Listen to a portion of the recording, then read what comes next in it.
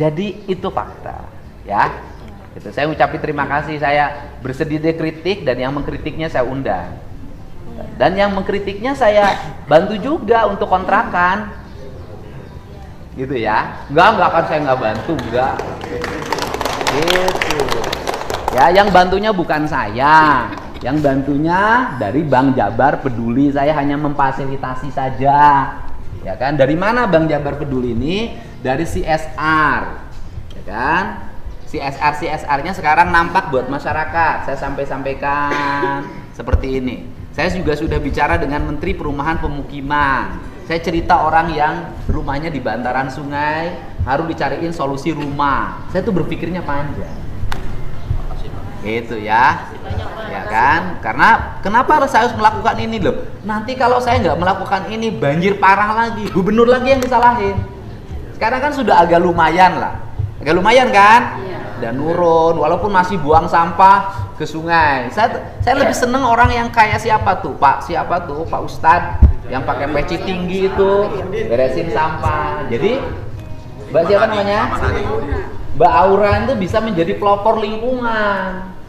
Pelopor kebersihan. Kampung saya bersih nggak? Bersih Pak.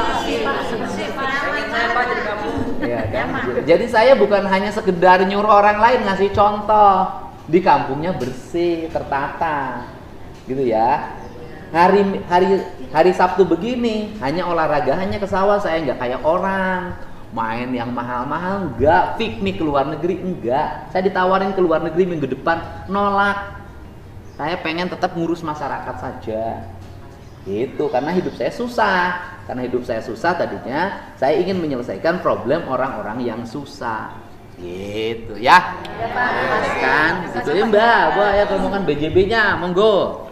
Ayo, sok mulai nanti 10 juta ya? Ya, 10 juta kita beri bantuan untuk kontrak rumah 10 juta. Minimal selama setahun bisa kontrak ya. Ya, gitu. Mau terima enggak? Mbak Aura mau diterima enggak? Kalau saya sih ngikut orang tua, kan yang tinggal punya rumah itu kan orang tua saya. Bukan, saya nanya. Memerlukan enggak? Ya kalau enggak apa-apa, masih banyak orang yang perlu. Perlu enggak? Mewakili iya sih Pak. Mewakili gimana? Mewakili semua. Enggak, Mbak Auranya perlu enggak kontrak rumah? Kalau buat bantu orang tua saya perlu, cuman kalau misal pribadi saya nggak terlalu, soalnya kan saya di video TikTok itu saya nggak minta perohiman Pak, cuma saya minta keadilan atau kemanusiaan. Ya adilnya gimana kalau tanahnya punya orang? Juga saya nanya, mau terima enggak? Bantuannya mau terima enggak? Mau terima enggak? Perlu enggak sih? Kalau enggak perlu jangan maksain. Perlu enggak? Enggak perlu. Mau terima enggak? Ya wes. Biasa namanya juga anak muda. Doain hidupnya sukses ya. Kritis bagus, tetapi harus objektif kan gitu loh. Mana ada orang lain dikritik, orang yang kritiknya diundang. Ya. Demikian tadi video yang sudah sama-sama kita simak ya, tentang seorang belia. Dia konon dari salah satu SMA di Cikarang ya, dan mau masuk ke daftar ke UI katanya, jurusan filsafat. Ya kita doakanlah semoga anak Jawa Barat bisa mencapai cita-citanya. Cuman ini di berbagai macam kanal yang ada itu rame ya, rame menceritakan tentang sosok belia ini, karena adu sengit berdebat dengan KDM ya, dengan Kang Deddy Mulyadi ya. Itu mereka berdebat dan si anak ini terlihat memang berani gitu ya, speak up gitu. Cuma dalam dialog-dialog ini kita lihat di video tadi, memang ada beberapa hal yang menjadi sorotan netizen ya. Yang pertama itu terlihat bahwa ada nuansa kontradiktif ya. Satu sisi si anak ini minta kompensasi karena dia mengaku sebagai anak yang miskin, ya, anak dari keluarga miskin. Di sisi lain, ya, anak ini yang menjadi sorotan dari netizen atau dari KDM adalah dia memprotes penghilangan upacara wisuda di SMA. Nah, tentu Deddy Mulyadi, sang gubernur kita ini merasa aneh, merasa bingung. Satu sisi dia mengaku tanda petik, ya, seperti ucapan KDM, sebagai anak keluarga miskin, tapi di sisi lain dia menyerang KDM, menyerang gubernur atas kebijakannya menghilangkan wisuda. Padahal gubernur itu bermaksud justru menolong, membela orang-orang yang, para orang tua yang terpaksa membayar uang wisuda. Sampai anaknya itu ditanya, berapa bayar untuk persiapan wisuda, ya. Dia bilang, ya cuman 1 juta. Nah, kalimat cuman ini pun juga disorot oleh netizen. Ya, kenapa mengatakan cuman? Itu satu sisi. Sedangkan sisi lainnya dia mengejar-ngejar uang 10 juta kompensasi. Nah, logika KDM ini betul, bagus. Ya, kata KDM, ibu untuk kontrak rumah ada nggak uangnya? Si ibunya menjawab, nggak ada. Lah, kalau ibu nggak ada, kenapa ibu menyerang kebijakan penghilangan wisuda? Gitu ya.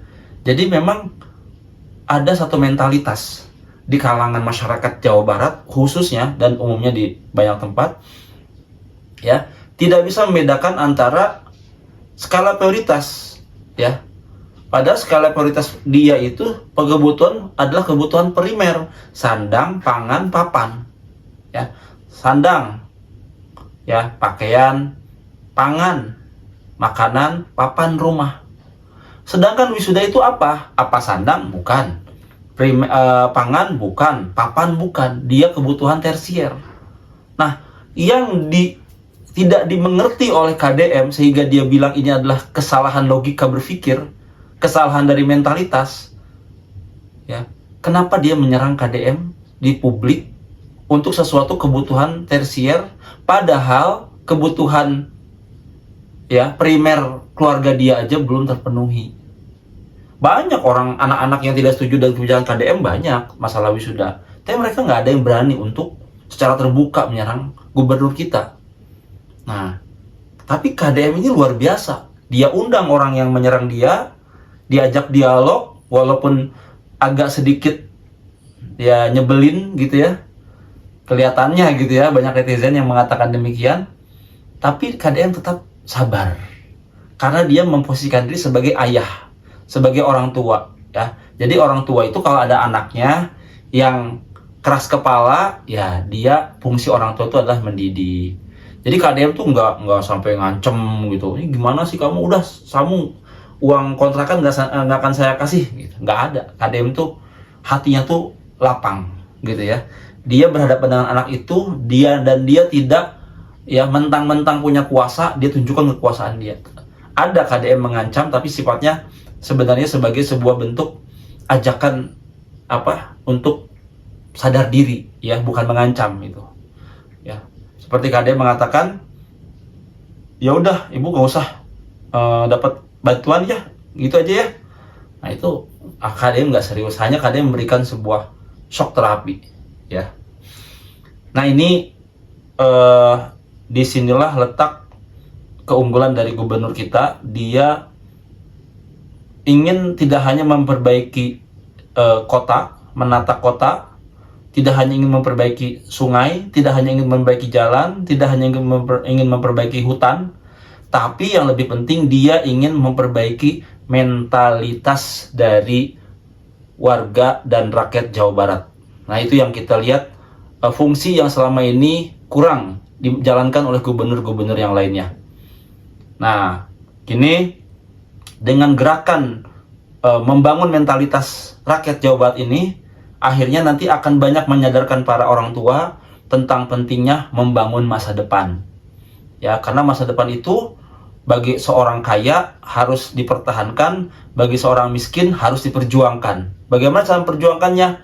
Ya, dia harus bagaimana menyeleksi kebutuhan-kebutuhannya supaya dia bisa menabung untuk masa depan dia. ya. Bravo kepada KDM, ya, bravo kepada BJB, Bank BJB yang peduli ya dengan dana pedulinya 10 juta per keluarga ya.